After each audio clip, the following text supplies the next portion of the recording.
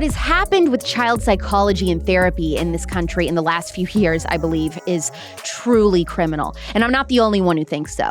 I have been itching to get someone on the spillover who is a licensed therapist concerned about the same things that I am. Like, what is happening to our children? Who believes that the adults in charge who took an oath to protect children are committing unethical malpractice by affirming gender dysphoria and even encouraging children to transition? When I came across my guest's Instagram, I immediately sent it to my producer. I said, do whatever it takes to get her on the show because her hot takes in the area of child therapy felt borderline illegal in today's culture, and we love to see that. She has a master's in social work and is a licensed therapist who worked with children for 8 years prior to pivoting to consulting and coaching parents. She has worked both in schools and in private practice child and adolescent psychotherapy, as well as being an unschooling mom. She believes that good, everyday people bought the lie that they were not allowed to speak on trans topics, even when those topics concerned their role and rights as parents. Now, she's on a mission to change that by helping parents feel empowered and reminding them that they have agency over their children. I cannot wait to get canceled for this episode, and neither can she. Please welcome Teva Johnstone, aka Rebel Parents, on Instagram to The Spillover. You have the craziest backstory of kind of how you got to this place where you are now. So tell us about it. And if you want to even start, just what it was like growing up in your family, what your childhood was like. Yeah. So I was born in the 80s. I'm at the very tail end of millennial. I was born in Los Angeles in a very progressive neighborhood called Silver Lake Echo Park. It's now really trendy and hipstery, but back when we were there, it was just working class families of diverse, racial and ethnic backgrounds. I come from a mixed race and mixed religious, mostly secular family. My family is just kind of a big multicultural melting pot, if you will. And I had the classic Southern California upbringing. My parents are very liberal, progressive. My whole family is on the left. My family, we have a significant amount of activists in the family. My mom has been active in social justice my whole life. When I say that, I like to qualify it with like the original social justice, like OG social justice, not this new virtue signaling coercive stuff that we've had the last few years. But yeah, so I grew up watching my mom be really involved in doing her part to do what she viewed to be like, bettering society and helping marginalized people, farm workers. In Southern California, we have a lot of farmland and there's farm workers and they're not always treated well. So she would like be on campaigns to try to get workers' rights kind of things. And so how did you decide that you were going to go into child psychology? I was a hairdresser. I was a hairdresser for a solid 10 years before I went to graduate school for social work. As a hairdresser, maybe we're kind of like therapists. People tell us everything the minute they sit down. And I just kind of had that gift of like listening and helping people feel good about their life circumstances, like while I'm cutting their hair, right? Or coloring their hair.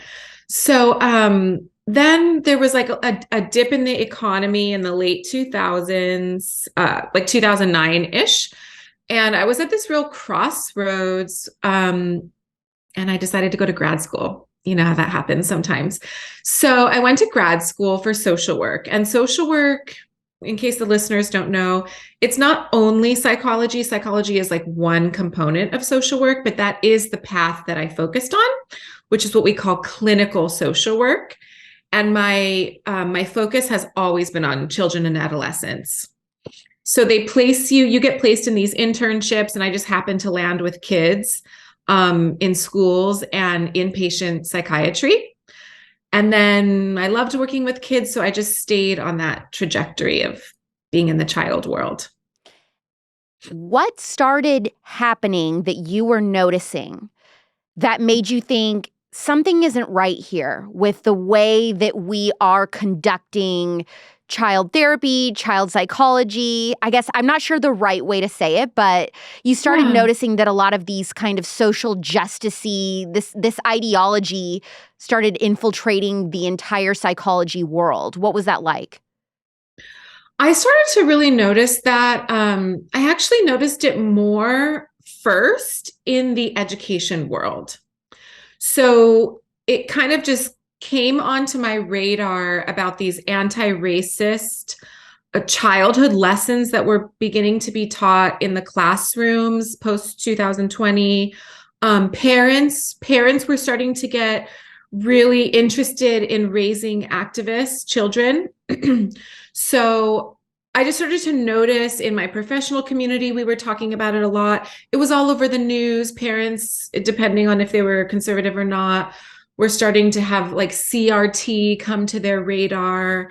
So I really noticed it first in the schools and then in the parenting community of more liberal, progressive-minded moms, which is where I live and who I mostly serve. Right. And so that's interesting because most of your peers would lean more liberal. I'm assuming most of your clientele was more Yeah. liberal leaning. But even though they were more liberal leaning, they were saying to you, I don't know that I feel necessarily super comfortable with what's being taught to my child in regards to either race or gender theory. Yeah. Yeah.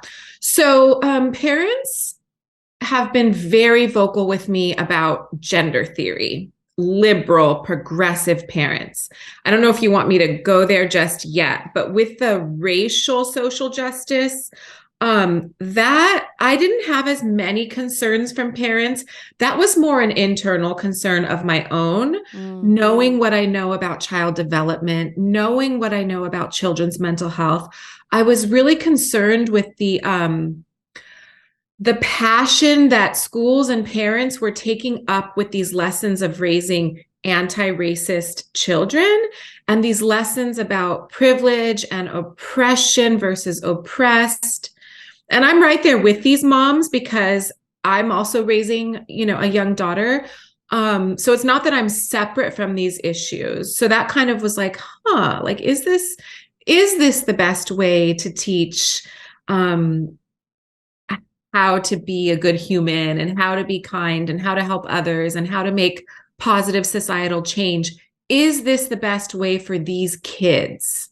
And so that's what really came onto my radar was the anti-racist education. Who was the first person that you verbalized these concerns to? Was it a friend or a family member? And how did it feel to kind of be like, hey, I have some red flags about this ideology? Yeah, I think that it was my professional community, which is a national community. It's one organization. Not all social workers belong, but it's a national social worker organization, and there were like 100,000 members, and we had this private forum where we would just talk about things, converse about topics that were affecting our field and our clients and ourselves as social workers. And summer 2020, there was just a whole lot of conversation about race and police and CRT hit the scenes. So I think my first time really expressing, is this the best way, was on that forum in a typing written format with peers who I really trusted and respected. What was their reaction? Disagreement, if I'm putting it kindly. Really? Did you feel like you were attacked? We have a certain level of decorum, if you will, a certain level of mutual respect. So it doesn't get like Twitter, right? We're not having like dumpster fires on the forum because we're all professionals and we try to treat each other with respect. So it wasn't like a Twitter kind of pile on. And it wasn't a pile-on at all, but there was just a lot of mostly white social workers who thought that not teaching our kids these, what I view to be developmentally inappropriate and dishonest lessons, dishonest because they're taught as fact to children rather than theory like you would get in a university as an adult. So that's what I mean by the dishonest. I felt so honored when some friends of mine stayed overnight with me and they told me that I was the best hostess and provided them with everything they needed. I gave them filtered water and healthy snacks, and they also felt so pampered because I let them try my Nimi skincare. They were like, oh, is this the Nimi skincare that you always talk about? And once they tried the hydrating cleanser, they were oohing and eyeing, and they couldn't get over how pretty and clean the product smelled too, which is something all Nimi users rave about, including me. Nimi skincare is loud and proud about its conservative beliefs. Femininity, faith, family, and freedom are values listed right on the front page of their website. And this is state-of-the-art modern skincare, but they have timeless values and they'll never go woke. I cannot shut up about their hydrating retinol lifting moisturizing cream. I use this at night and you will wake up, if you do, with brighter, glowing skin. It's one of my die-hard favorite products of all time that I discovered in the last couple years, and it will be yours too. Everything is cruelty-free, lab-tested, paraben-free, vegan, and organic. Try Nimi skincare today and stop giving your money towards beauty brands that actively fight against what you believe. Go to NimiSkincare.com and use code Alex Clark for 10% off today. That's NIMI Skincare.com with code Alex Clark for 10% off, or click the link in the podcast description. So the other education professionals that were pushing back on you saying, I'm not sure I agree with this critical race theory, gender theory stuff, they were mostly white. They weren't even Black? Mostly, yeah. Yeah. Most of the social justice, fervor, passion, enthusiasm in the social work community comes from white female social workers. Yeah. Yeah. So, I look racially ambiguous. I respect that people might not always know what I am by looking at me, but I'm half Black, right? I consider myself a Black woman of color. So it felt a little bit strange to have these white social worker women telling me what my people need, right? Yeah. And just promoting these really disempowering ideas to children that I view teach learned helplessness. In child psychology, we know what compromises children's mental health. We know what's developmentally appropriate and not appropriate. So here I am trying to look out for these kids, Black kids and white kids. And mostly these white social workers were telling me how I had it all wrong. Oh, of course. And so that was obviously that was startling. And so how did you go from, all right, a seed has been planted, I have these concerns, to, I think for the first time in my life, I might even vote different because these are the concerns that I have about culture? Yeah, it was a several year process. So I think I started to have doubts in 2020 with some of the racial discourse with regard to children. It really gained momentum in 2021 with the social justice discourse for children. And then sort of late 2021, gender popped onto my radar with regard to children. And I was like, oh gosh, this is a really big deal. And once you see it, you cannot unsee it. And I view it as it's a really dark topic. So I was so disturbed by what I view to be the unethical treatment of children in schools, in psychotherapy, in just the general mainstream ideas about children and gender. I view them as inaccurate and potentially harmful. And I was so concerned about parents being bullied by activists. Parents are very aware of what's happening in culture, and they see the pile-ons, they see the cancellations on Twitter. They've been taught that if they're white, they're not allowed to speak. If they're not trans, they're not allowed to speak. So there's been just years of silencing. And I didn't like the idea of parents feeling bullied and silenced. I have a bit of a fight response. I'll admit that. I'm actually like a super chill, goofy person, but you start messing with the kids and I get a little bit of a fight response, which is why social work is a good career for me. Because it's about looking out for the kids, right? So I was just on this like several year journey, getting so fed up with kids not being respected, childhood not being respected, that by the time the midterms came, I'm in California. We have lost the plot here. It makes my eyes water. Yeah. That I was like, I'm not gonna give my vote to a progressive candidate. This would be the first time in my life. Wow. I've been voting for 20 years. So it was a big deal. It was a big deal. What was that moment like at the ballot box? I vote absentee. So I actually did my ballot here at my dining table, and my daughter was close by, and I felt like, oh, she gets to witness me voting. And it really did sink in for her because she commented on it later, like, oh, you voted, when she heard something about voting. But it was like, what was it like? It was almost like a drive. Like I didn't really have to be super thoughtful, deliberate about it, because it was more like I was a single issue voter and I knew that I could not stand for how children were being treated and viewed in progressive ideology and communities, that I needed to make a statement with my vote, whether or not it did anything in my state, which I don't know that it did a whole lot. But yeah, so I connected with some more conservative California women who had like voting, guides. Mm-hmm. And I followed some of their recommendations, but ultimately I just kind of went down the ballot.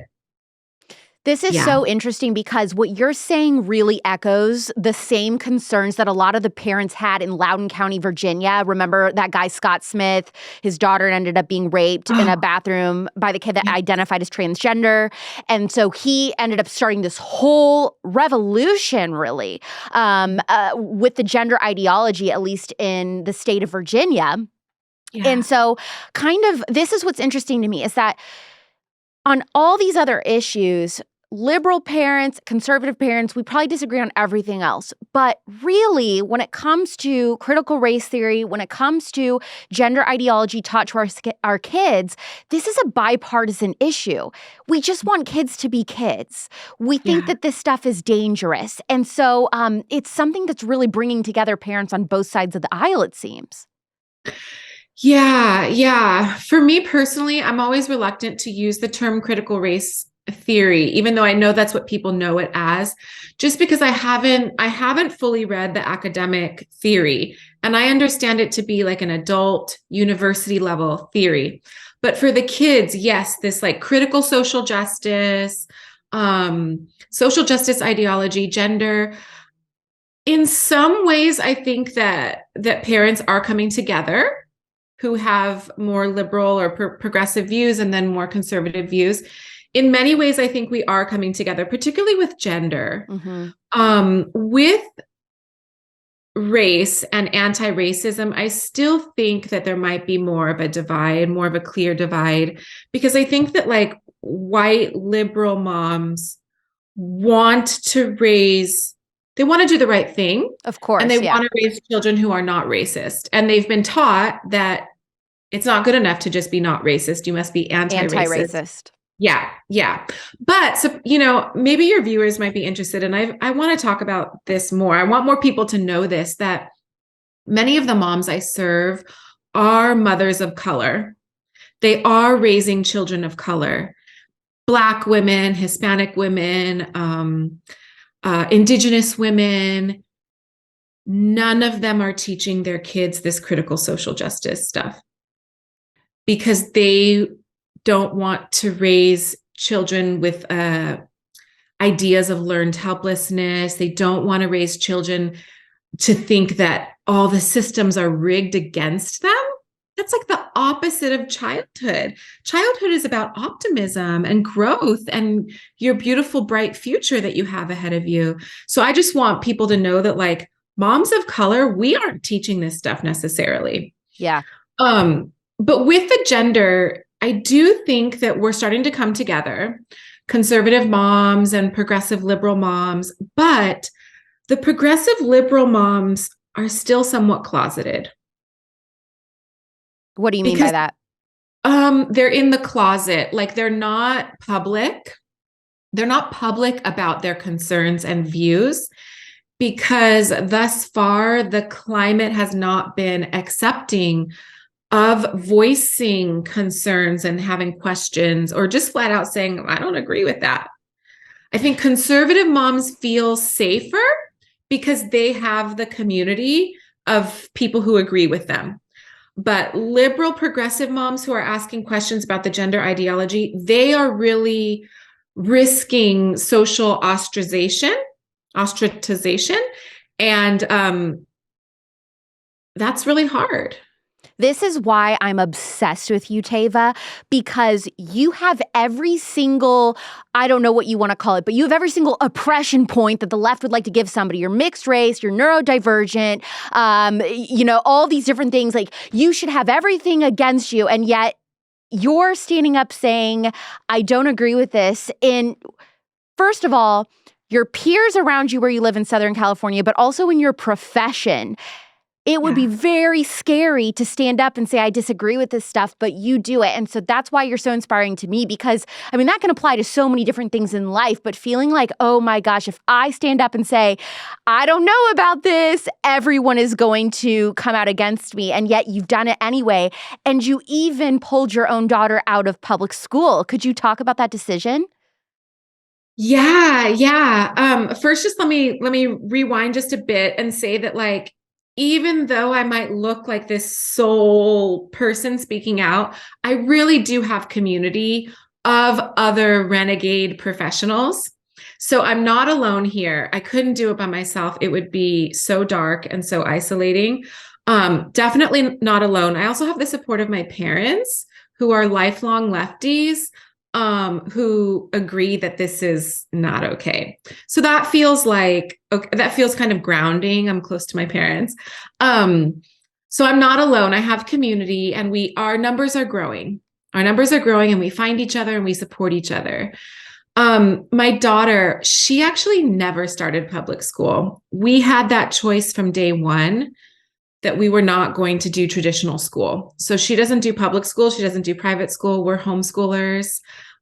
We are like non-traditional homeschoolers. So it doesn't look like your grandma's homeschool, how people say, You call it unschooling. Yeah, we're unschoolers. What does that mean for somebody that's never heard that term? Yeah. So it means that, I guess one of the easiest ways to think about it is we're not trying to replicate school, the brick and mortar practices and philosophies of traditional school. We aren't really trying to replicate that at home. So we believe that education can happen outside of a classroom and out in the world, and that kids don't necessarily have to be coerced, because kids love to learn. It's the adults who kind of like train them out of loving to learn because of how we treat them when they're trying to learn in the schools. So my daughter showed me, up until age 5, when most kids start school, that she knew how to learn, and she was an eager learner, and that I didn't need to do a whole lot of interfering with that. So we wanted to keep that trajectory going. So we are involved in many programs out in the community where she's learning outside of the constraints of a 4-wall classroom. And I'm not home playing teacher.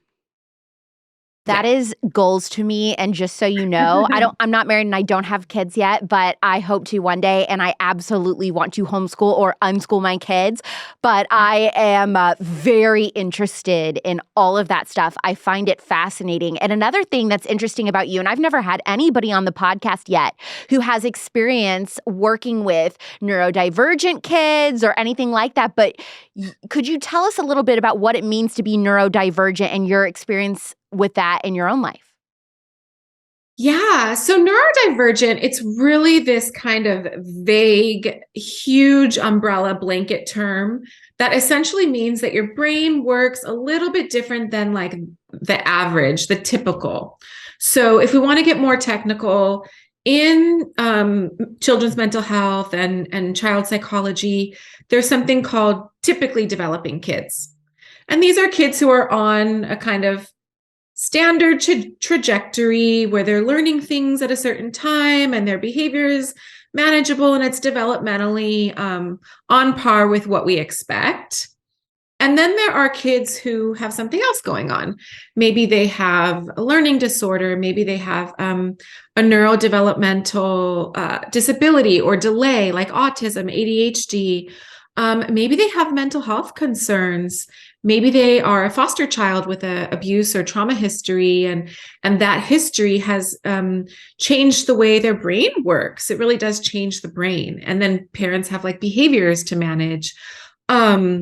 So neurodivergent, it's just this blanket term that means like you're a little bit differently wired. And it's a way to have like kind of a neutral stance on that, rather than everything's a disorder, everything's a problem or a mental illness. And I kind of walk the line because I do think that there's still room for disorders, mental illness. I don't view all neurodivergence as like just another way of being. Whereas some activists describe it that way, just another way of being. I don't agree with that. So you don't agree with it because you think there's more to it than that or less to it than that? I think that there's more to it than that. Someone who can't leave their house because they're so paranoid and they are hearing voices, that's not just another way of being. That's a disorder. Yeah. Right. Yeah. So I mean, like, we need to be sure that we're speaking about things accurately. The child who's cutting themselves, that's not another way of being. That's a disorder. That's a really important distinction. Yeah. How can a parent tell the difference between having a slightly sensitive child or a highly sensitive child or a child with autism? The best way to find that out is to go get a professional evaluation from a institution that you trust. Yeah, because some parents will get the evaluation and then they don't trust the results. And there are clinicians with various levels of expertise and experience. Because if the child does not present classically autistic, which to most people that means a little boy who doesn't look at you, who maybe rocks in the corner, who you can't really tell, is he deaf? Like, does he hear me? That's what we call more classically autistic. Maybe he's doing a lot of rocking.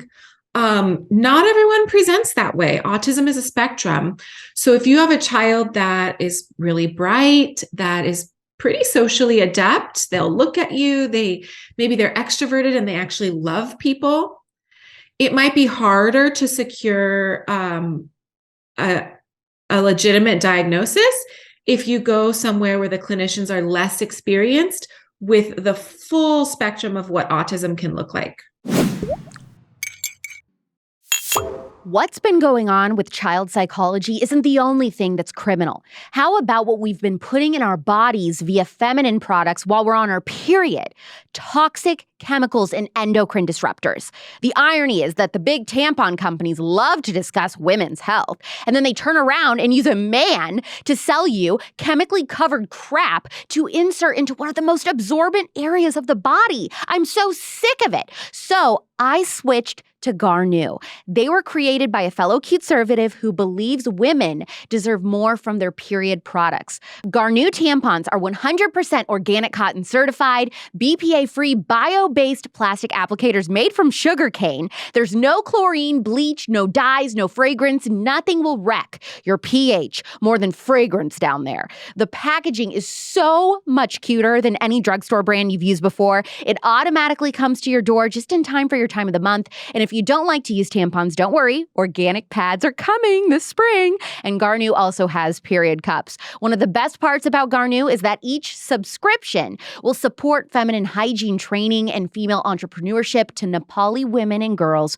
who are vulnerable to trafficking. Garnu is actually derived from the Nepali word for rescue. Period products are something you have to buy every month. So if you're buying it anyway, why wouldn't you want to support a conservative company that makes better products? Try Garnu today. Go to garnu.com/spillover and use code spillover to receive 15% off your first month of organic tampons when you subscribe exclusively for Spillover listeners. That's garnu.com/spillover with code spillover, or just click the link in the episode description. Do you think that autism has been an undiagnosed issue for centuries, or is it a modern condition? I think that we have always had autism. People have different ideas on, are the rates higher today, or are we just picking it up better today? Yeah. But I do think that we've always had something that was autism. And we've been trying to refine what that is and what that means throughout the years. And with every DSM that comes out, the Diagnostic and Statistical Manual of Mental Disorders, our latest one is 2013. With every new one that comes out, the definition of autism to meet criteria for a diagnosis is tweaked just a little bit. Yeah. What advice would you give to a parent who's recently become a member of the Neurodivergent Child Club? Find a community of parents who are accepting of you and your child and not judging you for your parenting style that looks different from what they may be doing, or from what the mainstream books that they bought at Target say is the best way. So finding accepting community is vital. And also adjusting your child's environment so it meets their needs. This can be one of the easiest things to do in the home. School can be more challenging, but when our kids are in the right environment, when I say our, I just mean like a universal, neurodivergent kids. When they are in the right environment, and when their parents have learned certain skills, and their adults who are providing education learn certain skills, these kids can thrive. You've talked about how important it is that parents of children with autism be staunch supporters of free speech and intellectual autonomy. What does that mean? Oh, I'm so glad you asked that. I love this topic. And nobody's talking about it. A few autistic people have brought it up, but so autistic people in general, I'm massively generalizing right now, but common traits are a very strong commitment to what they view as truth and honesty. And even like a really high integrity. So if you want someone to lie for you, don't ask the autistic person, kind of. They're going to say what they think. They're going to mean what they say, and they're going to say what they mean. So when we have all of these social justice speech rules where it's no longer okay to say that, even though this is true, you're no longer allowed to talk about it without being canceled or piled on. This hurts autistic people, because autistic people in general are committed to the truth. And they also do not like to be bossed around. Yeah. There's a very strong love of autonomy in certain presentations of autism. So there's like kind of certain categories, if you will, of like, oh, your autism shows up this way. So for some people, one aspect of their autism is this really strong drive for autonomy. And when they feel their autonomy is being threatened, they will fight back. They'll have like a almost like a not trauma response might be a little bit too strong, but there might be like a fight response or a flee, but the desire for autonomy is really strong. So if you're going to threaten intellectual autonomy and say, you're not even allowed to think about that, that doesn't align with the traits of autism. And when I recommend that parents think about this, I do so because parents today are raising youth that are going to be part of these online cultures where they are piling on, where they are canceling and publicly humiliating. So if your autistic child who's maybe a little bit impulsive, committed to the truth, doesn't want to be controlled by anybody, when they say the thing, do you want them to be punished for that? Mm. And if not, you should really be a voice for free speech and respectful treatment of one another when we have disagreements. That is so freaking fascinating. And I have never heard that argument before. I love it. I love it. And so good. What parallels are you seeing in the way that child psychologists are approaching the trans issue with kids and how they first thought that they should treat kids with autism? Yes. The parallels that I'm seeing is a heavy-handed medicalization approach, a heavy-handed, really powerful interventions that might not be the best. I want to say that I am not a doctor and I'm also not a child psychologist. I'm a licensed clinical social worker and a licensed psychotherapist. When I speak about medical issues, it's from knowledge of the research and what's happening.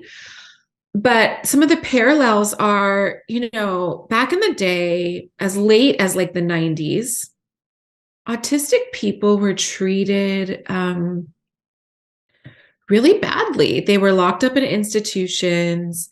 They were subjected to behavior therapy with the use of what we call aversives. This is still happening in some parts of the country. I mean, shock treatment is being used in some parts of the country. Oh my gosh. I did not know that. In some of these residential facilities. Yeah. So there was a really heavy hand with trying to get these kids to be normal and to fit into a box of what society viewed as normal and acceptable. And some of those behavior therapy practices, today we would look at that as pretty abusive, at the very least disrespectful, but abusive in some cases. So some of the parallels that I argue that these are parallels, we're coming down really heavy-handed with these kids who have gender dysphoria or who are gender non-conforming, gender questioning. We're coming down heavy-handed with the psychological interventions and the medical interventions. So that's where I draw the parallels. And also, I draw the parallels. We struggled to let autistic kids just be different kids. We were really big on correcting them in every way possible. I argue that today we're struggling to accept gender nonconforming kids and just let them be kids. Why do they have to change their name? Why do they have to change their pronouns? Why do they have to claim a different gender if they're just a gender nonconforming girl or boy? Right. And that's just the beginning. I mean, the interventions, it's like an assembly line of interventions. So I think that we are struggling to just accept different kids. And we're struggling also to accept kids who are in psychological pain. This is a hard one. Many of these kids have abuse histories. Trans-identified youth, many of them come from very dysfunctional families. Not all, many. Many have witnessed domestic violence, history of sexual assault, co-occurring mental illness, depression, anxiety, OCD, autism, ADHD. I think that we're struggling to find the best way forward to support these kids. And instead, we're sort of like scapegoating it all to gender. And then saying, if you go on this gender path, everything will be okay. Yeah. And we know that's not true based on the testimony from detransitioners who transition as preteens and teens. Right. For some people, they are very happy with their transition. There's a theory that it takes like 7 to 10 years to really know if you're going to be okay with it. I interviewed someone who was 7 years into their transition, and the way they described it to me in the interview was that they were happy with their transition, but they were not transitioned as a child, and they went through years, over 3 years of intensive trauma therapy. Yep. Yeah. And this person who I'm referring to, they remain grounded in reality of biological sex.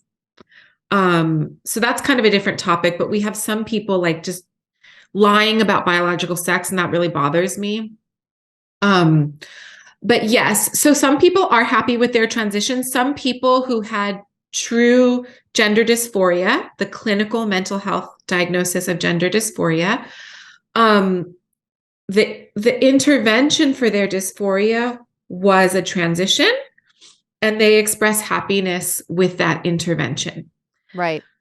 But we know that that's not the case for all. And in my opinion, that is an adult decision. Absolutely. Yeah, I couldn't agree more. Is there anything to suggest that kids with autism may be more susceptible to believing that they're transgender? Oh, yeah. Yeah. There are several reasons for that. One reason is that inherent in the condition of autism is social nonconformity. So if we think of gender as this sort of social thing, which some people subscribe to that, some people don't, but autistic people, they're going to do social things differently. So they might not dress like the other girls. They might not like what the other girls like. They might not understand the social cues. And once girls hit about age 6, their social communication becomes really complex. And autistic girls can feel like, oh, I can't keep up. I don't understand that. So inherent in the condition of autism is a social nonconformity and feeling like you don't belong socially. Is anybody exploring those statistics? Of social nonconformity and autism, or a trans identification and autism? Trans identification and autism. Like, is Yeah, anybody talking about that? How, how many of these kids that are saying they want a gender transition do have autism? Does that play a part? Like, is anybody talking about it? Yeah. People are talking about this.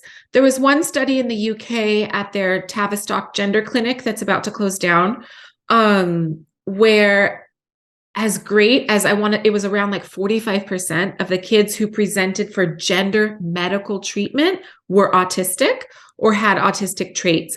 A lot of people are talking about this because you can't ignore it.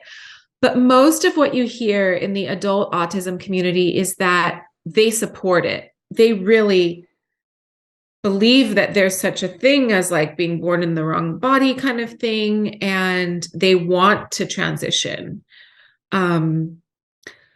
But another risk factor is that autistic people tend to spend a lot of time online for various reasons.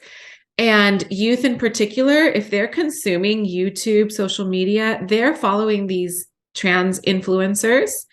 And we are social creatures, and adolescents in particular are very social creatures.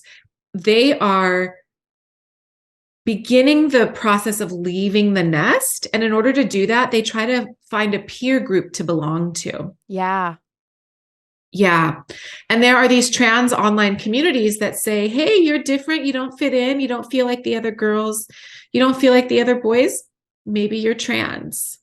And they're very accepting until there's a detransition. Then that changes. Do you feel like the medical field at all is looking at home life in regards to kids who are experiencing gender confusion, or is that completely looked over?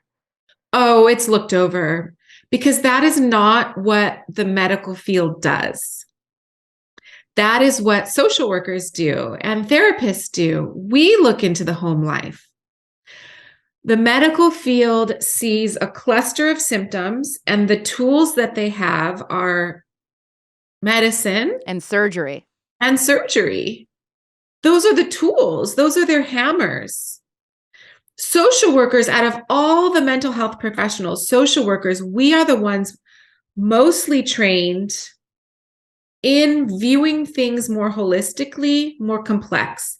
The family, what's happening socially, what's in the environment.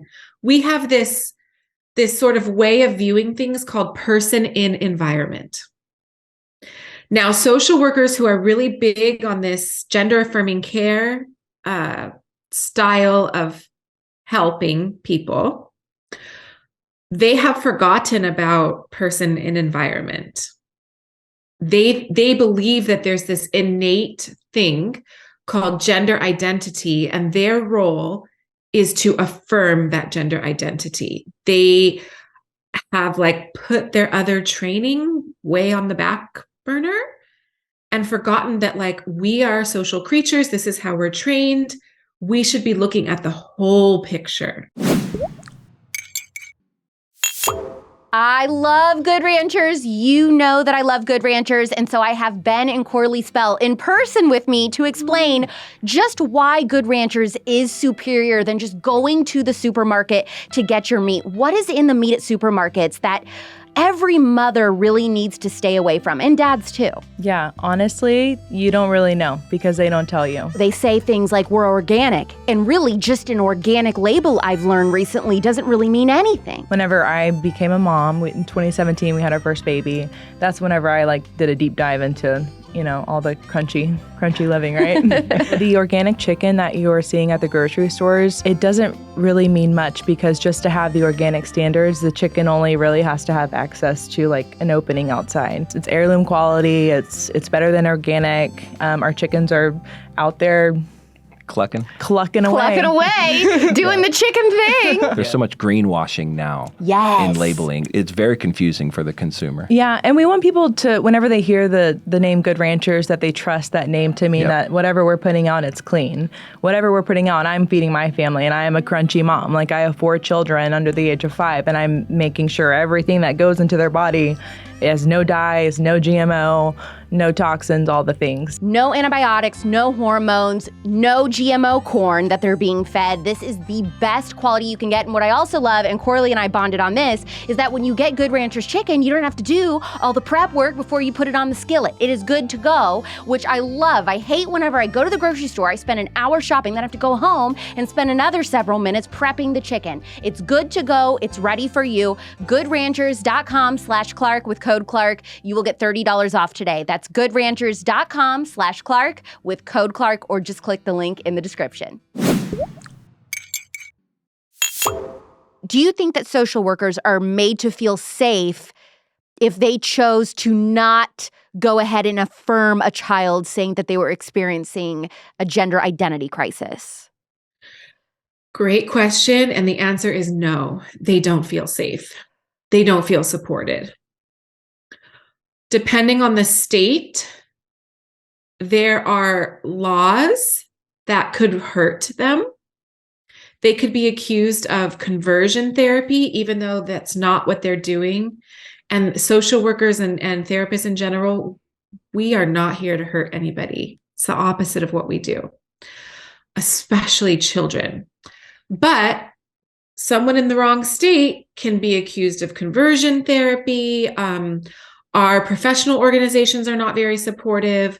Thankfully, there are other organizations that are popping up, and we're all joining together, and we're growing and becoming strong. So we do have support. Once we make that choice to be that renegade, we have that support, but you really have to have a personality where you're kind of okay being like a lone ranger for a little while. And you also need to be able to withstand pushback from your peers, which takes some time to be able to learn to do that. Yeah. You have said that in regards to the trans movement, parents and children are a package deal. What do you mean by that? You do not get to teach our kids something without our involvement. I'm sorry, it does not work that way. Go off, mama. Yeah, no. As I've said this on Instagram, parents have a seat at the trans table. When you invite our kids into this framework, this ideology, this theory, you're going to hear from us. We are that mama bear that's always close by. You might see our little cubs out there playing and learning, but trust that the mama bear is close by. And if we think that you're doing anything to threaten our kids, you're going to hear our roar. In the child psychology field and child development field, we know that the parent-child relationship is the most significant relationship for a child. So if you want children to be well, you cannot cut them off from their parents. That's the fastest way to make a child unwell, is to cut them off from their parents. I mean, that's the whole reason, even in the foster care system, why the whole goal when your child is placed in foster care, it's always first reunification. It's always less traumatic if that kid can be reunited with their biological parents first. Absolutely. I'm so glad you brought that up, because we understand that as a field. This is field knowledge that we have, yet we're choosing to check it at the door for these activists and their wants. It is vital that the child and parent are working together in whatever's affecting the child. As a child therapist, you can't just drop your child off with me for 1 hour a week and expect that there's going to be a lot of significant improvement in whatever's going on. No, I need to invite you, and we need to work as a team. So when I say that we're a package deal, I say that as like an explanation of what we know about child development, and also as a don't think you're going to walk all over us. I love it. We need more people like you, Tava. Thank you. What can a parent really even say when another adult is asking their child for their pronouns? Like, how should parents be teaching their children to respond to that question also when they're not around? Yeah. So, oftentimes when parents in my state are enrolling their kids in various programs, the pronouns are requested on like the enrollment sheet. And I'm seeing a lot of parents just ignore that question.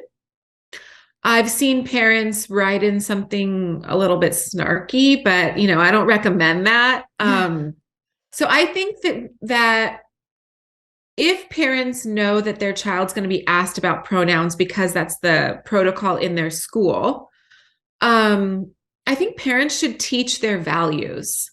So I think that if parents believe that you could have different pronouns that don't match your sexed body, then, raise your child aligned with your values. If parents don't believe that, then I think that they should prepare their child ahead of time for like, hey, you might be asked some weird questions about pronouns, and kids don't even know what pronouns are.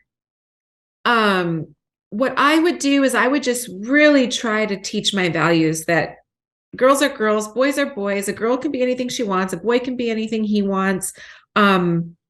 If you're playing with the trucks, it does not mean you're a boy. If someone asks if they can call you he,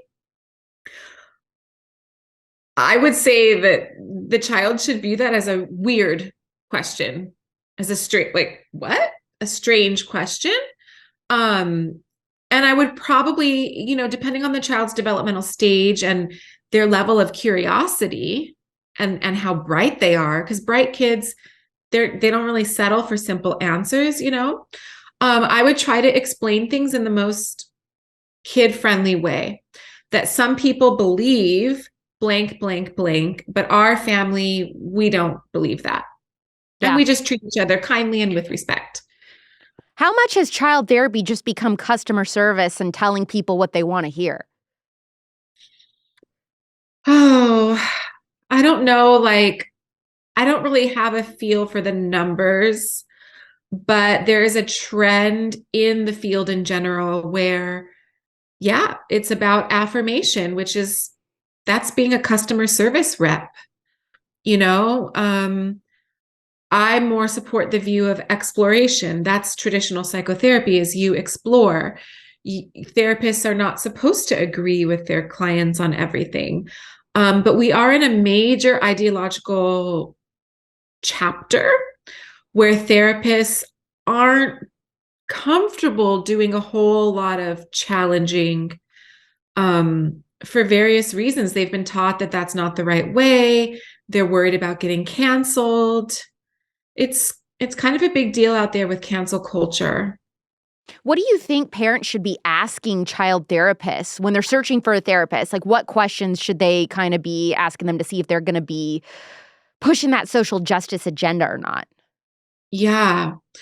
I would probably first check out the therapist's website, because usually therapists who are very interested in the social justice ideological reach into psychotherapy, they're pretty transparent about that on their websites. You'll start to see the key words and the lingo about privilege and oppression and things like that. So parents can get a good idea by just exploring the website. But if they have an opportunity to speak to the therapist first, before, their first appointment, I would say that parents should ask, like, what are your theoretical views on children's mental health? Right. What are your, how do you view a gender questioning child? What's your theory behind that? What are some of the interventions that you do? Do you believe that parents should be involved in their child's care? Maybe ask for examples of, like, what are some things that you would share with me, and what are some things that you wouldn't share with me? And you can sort of get a feel for how much the therapist wants to work with parent and how much they have more of a wall up. And is that a red flag if a therapist sees more of a wall between them and the parent? It's tricky. Therapists can kind of be on guard with parents, because we always have to be mindful that there could be abuse happening. So we try to be kind of neutral. It's not good boundaries to get super chummy with parent right away. You really need to slowly build that. But if the therapist does not involve their parents at all, I would say that's a red flag, in just that you're not going to have the most effective treatment, because the child is with the therapist 1 hour a week, and then the child's with you their whole life, all day long. So treatment for whatever it is not going to be that effective if you are cut out. Right. Now, sometimes therapists of teens tend to have more of a distant relationship with parents, because they're trying to keep the teen's trust. If the teen thinks that that therapist is sharing everything with parent, then teen will not open up as much, and then the work is not going to be as effective. So the therapist really has to walk that line and have clearly stated guidelines and boundaries on how much they involve parents, what they will share and what they won't share. Yeah. What should a parent do if they do have a child, a small child, or even a teenager who is wanting to transition genders, or if they're just gender questioning? Well, I think that they should seek support from a licensed professional who has a more exploratory child development approach. And there are directories to find those kinds of therapists. I also think that unless the child is showing other behavioral and mental health concerns, parents don't need to like panic. I guess that's what I'm trying to say. It's developmentally typical for some little ones to say that they're a boy when they're really a girl. That's part of child development. So I would hate for a parent to like hear that and then just go rushing into some kind of psychological treatment. That's not necessary. There used to be a practice called watchful waiting that was practiced in Europe. And there's still something to watchful waiting. It's not a heavy hand. But today, many therapists who are not of the automatic affirmation camp, they're saying that watchful waiting might not be enough because kids are consuming so much online about this. Yes. Yeah. Yeah. So exploratory therapy with a licensed therapist who has a firm grasp of child development and the many factors that influence children's mental health. On your Substack, which you call Wrong Think, which is incredible, you have written 3 reasons why you believe therapists justify giving a child affirming drugs or surgeries when it comes to gender. One of the reasons was because they think the child client will kill themselves. They think that the child was born in the wrong body and that their body can be made right with drugs or surgery. And you write that they think the child client is who they say they are, and so they just want to affirm them. What is the problem with those explanations? I think that they are unethical, to put it simply. I think that a child who is having gender questioning or gender dysphoria deserves the highest quality of care. And until we explore everything going on, until we treat all those other mental health conditions, until we look at the family relationships and the school and peer relationships, we are selling that child short. And I don't like to see children sold short. So that's kind of my main ethical concern. I also believe that a therapist who thinks that people can be born in the wrong body, that's kind of like a faith-based belief. We don't have science to back that up. So fine if you run a faith-based practice, but if you're just a secular therapist and you're bringing in this like belief system about gendered souls and, pseudoscience that says that a female brain can be born in a male body, I might say you might need to go do some reflection on you're so kind. You're so kind. The way you're like, you're insane, but you are so nice that you wouldn't say that, but I will say it. Yeah. No, you're so right. I try to be reasonable. Otherwise, people stop listening. Yes, absolutely. And especially in your field of work, I think that's totally the case. But the parallels that you're bringing up of, hey, people that say things like a male or female can be born in the wrong body, that's a religion, essentially. Like that is a religious school of thought to kind of go there. It's like a very spiritual thought. That's not scientific. I mean, that right there will make people's heads explode. Yeah. Yeah. And I support the belief in spiritual ideas. Like I really do. Believe what you want about the spiritual world. But I, as a therapist, don't have to affirm those beliefs. I certainly wouldn't write a letter for surgery. Yeah. For what I view to be like kind of religious beliefs. There are faith-based therapists where you would talk about things that are in the supernatural world. But that's not the majority of therapy. And that's not the kind of therapist that I am. When schools are helping kids transition behind their parents' backs or affirming their gender, could that be considered practicing healthcare without a license? I argue yes. I'm not a lawyer. However, to become a licensed therapist, we have to learn the law for our state.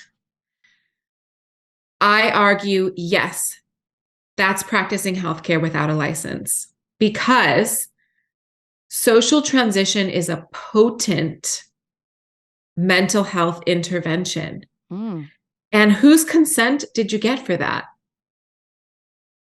What training do you have to engage in a potent mental health intervention? I want to see some credentials here. I want to see a clinical license. And if you don't have those things, in my opinion, I argue that looks to me like practicing healthcare without a license. And if it was my family, I would ask a lawyer about that. There are things that we learn outside of school, and it feels like school is trying to be everything. But that being said, I do want to see gay and lesbian and bisexual youth be supported and know that they're okay.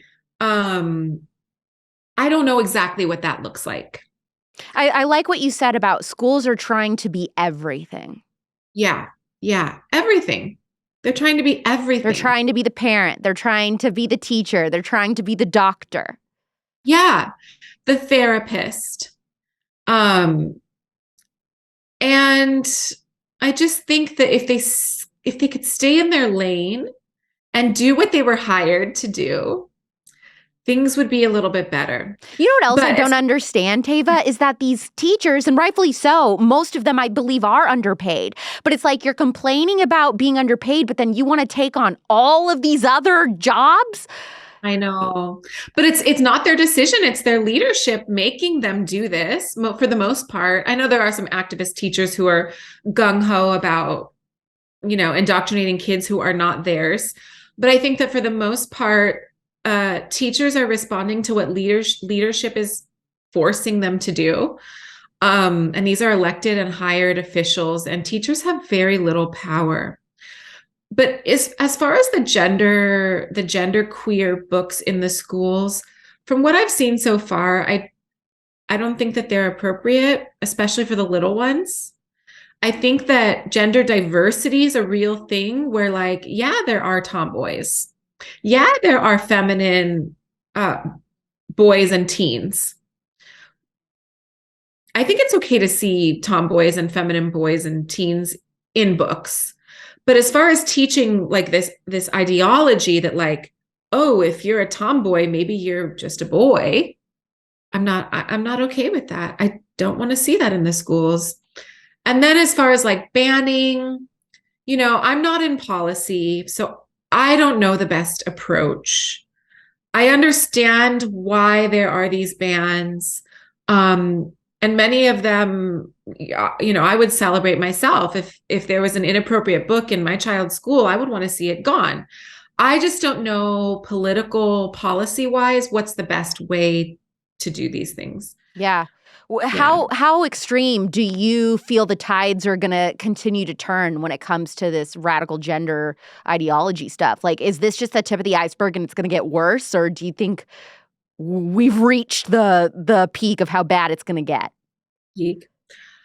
I don't know. I think it's regional dependent.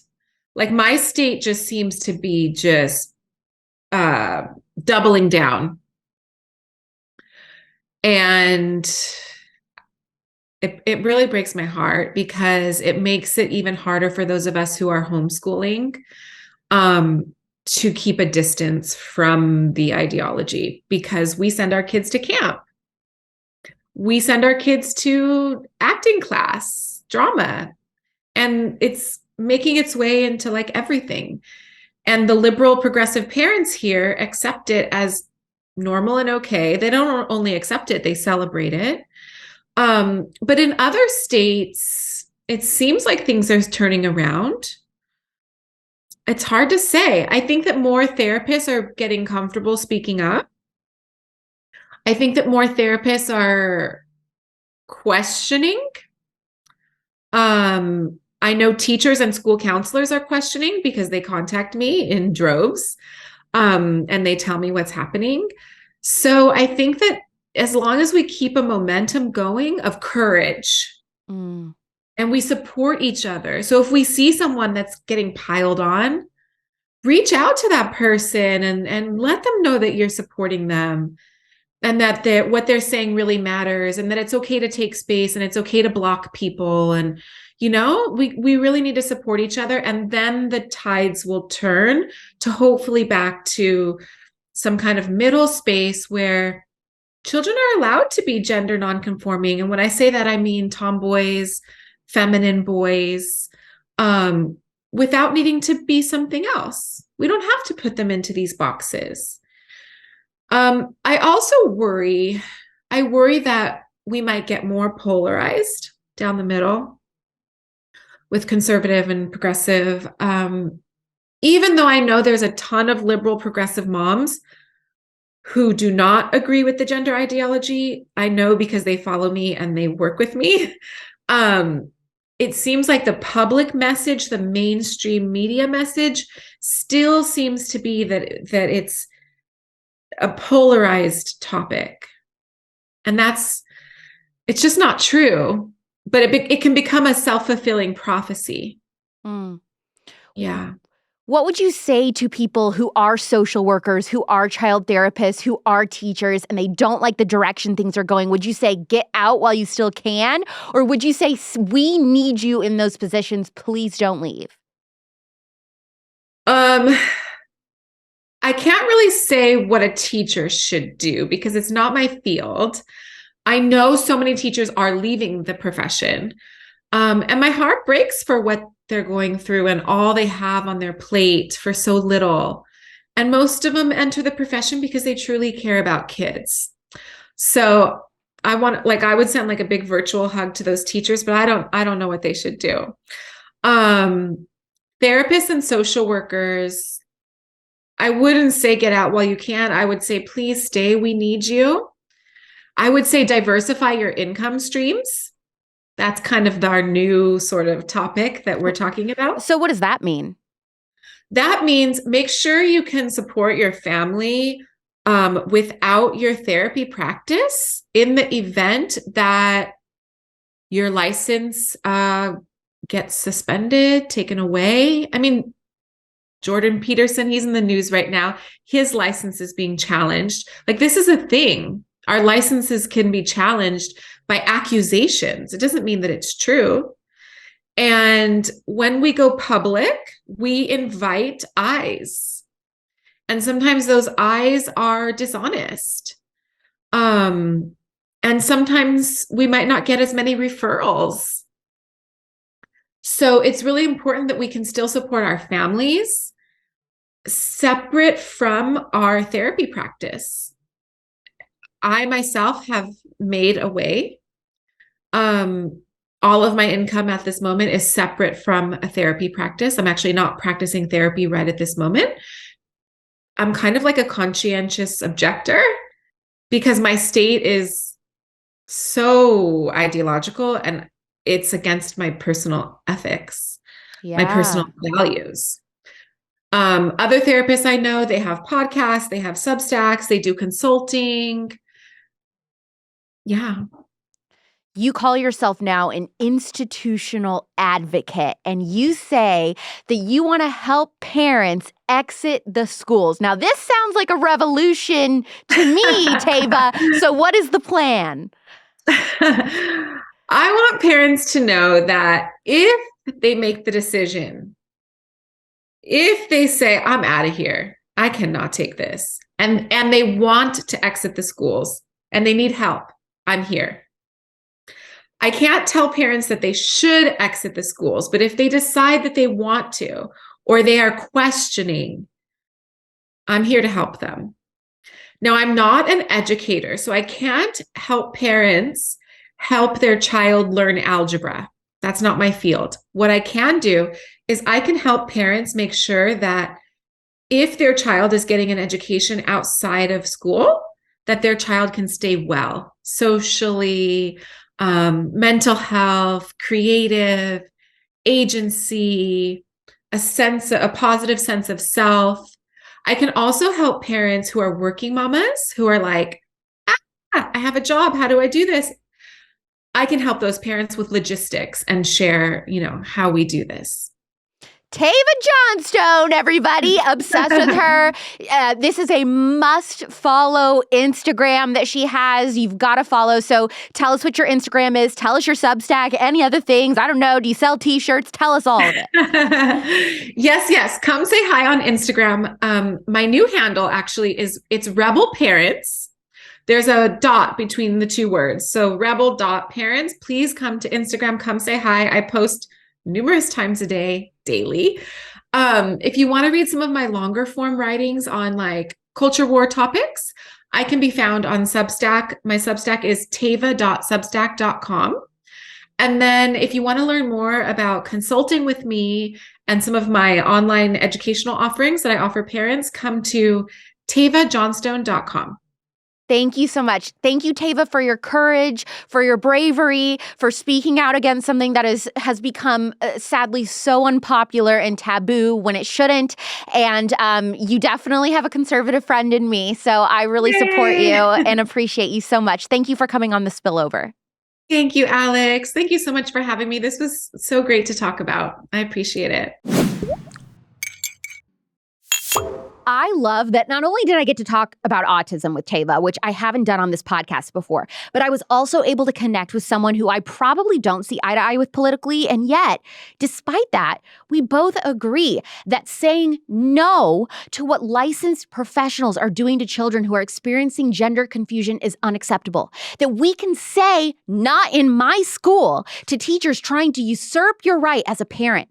That's because Tava is a sane person, and sane people understand that children cannot make life-altering decisions for themselves. I really appreciate the work that she is doing to help children. So if you liked this episode, then go back and listen to the interview I did with investigative journalist Abigail Schreier, who wrote the book Irreversible Damage. She spent years researching why teen girls are claiming to be trans at record rates.